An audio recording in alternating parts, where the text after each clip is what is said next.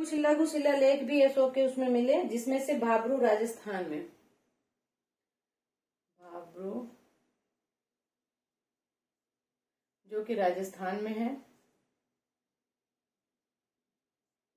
यहां से लघु शिलालेख मिले, लघु शिलालेख, जिसमें से अशोक का जो बुद्धम शरणम गच्छामि है, बुद्धम धम्मम और संघम, तीनों में शामिल होने का प्रमाण मिलता है। तीनों में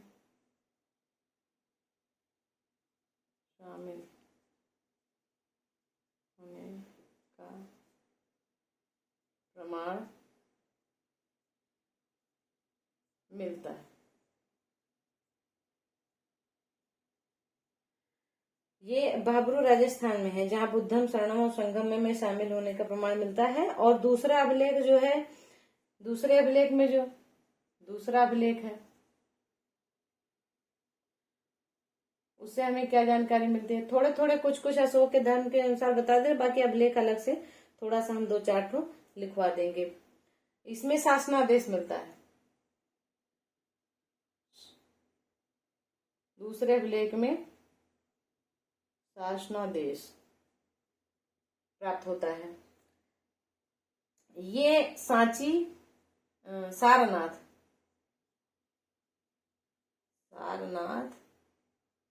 में सांची तथा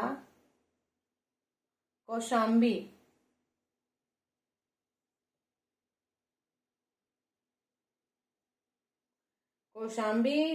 के शिलालेखों से प्राप्त होता है।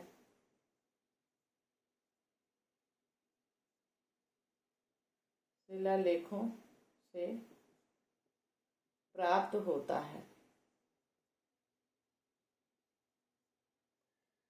दूसरा पॉइंट हम देखेंगे कि जो बराबर की गुफा में, बराबर की पहाड़ियों में अशोक ने 4 गुफाएं बनवाई, 4 गुफा बनवाई अशोक ने, जिसमें से पहले का नाम था कर्ण, आ जाता है कभी कभी। दूसरे का नाम था चौपार, तीसरा है सुदामा, सुदामा कभी कभी एग्जाम में पूछ लेते हैं, और विश्व झोपड़ी चौथा, विश्व झोपड़ी। कभी कभी ये पूछते हैं सुदामा की पहाड़ियों का निर्माण किसने करवाया था, तो अशोक ने करवाया था। ये चारों का बनाया था, और किसके लिए करवाया था? आजीवकों के लिए, आजीवकों के लिए। जो आजीवक संप्रदाय के अनुयायी थे, उनके लिए ये चारों बराबर की गुफा में 4 गुफाएं उसमें बनवाया था, आजीवक संप्रदाय के लिए। दूसरा था अशोक का धर्म क्या था?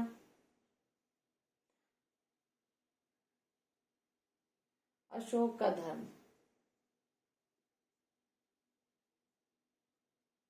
अशोक का धर्म, प्रजा के नैतिक उत्थान के लिए इन्होंने जो है एक आचार की संहिता प्रस्तुत की, जिसमें से जिसको धम्म कहा गया। जैसे हम कहते हैं कि धम्म क्या है, तो धम्म का मतलब है कि प्रजा के नैतिक उत्थान के लिए, नैतिक उत्थान के लिए संहिता का निर्माण करवाया।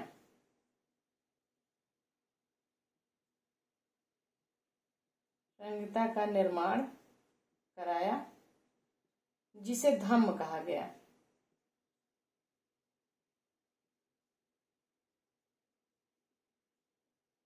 जी, ये जिसको धम्म कहा गया। थोड़ा सा शिलालेख है जो हम शिलालेख आगे लिखवा दे रहे हैं।